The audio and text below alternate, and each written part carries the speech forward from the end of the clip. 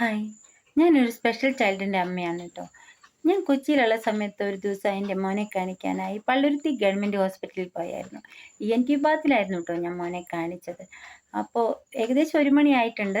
ഒരു 5 പേഷ്യൻസ് ഒക്കെ ഉണ്ടാവും. ആ സമയത്ത് ഡോക്ടർ പുറത്തിറങ്ങി വന്ന് എല്ലാവരോടും റൂമിലേക്ക് കയറി നിൽക്കാൻ പറഞ്ഞു. അപ്പോഴായിരുന്നു കേട്ടോ എൻ്റെ മോനെ കണ്ടത്. അപ്പോൾ ഡോക്ടർ പറഞ്ഞു, ഈ മോനെ നോക്കിയതിന് ശേഷം മാത്രമേ ഞാൻ മറ്റുള്ളവരെ നോക്കൂ. ശരിക്കും സന്തോഷം നിറഞ്ഞ ഒരു നിമിഷമായിരുന്നു. നാട്ടിലാണെങ്കിൽ ഞാൻ തൃശ്ശൂർ മെഡിക്കൽ കോളേജിലാണ് മോനെ കാണിക്കുന്നത്.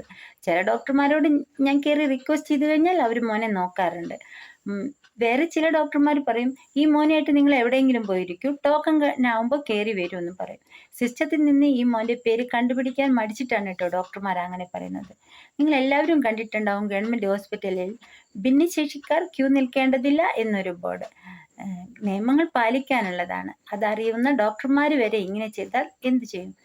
ഒരു നിയമം വന്നു കഴിഞ്ഞാൽ വ്യക്തമായും ജനങ്ങളിലേക്ക് എത്തിക്കുക എന്നുള്ളത് സർക്കാരിൻ്റെ ഡ്യൂട്ടിയാണ്.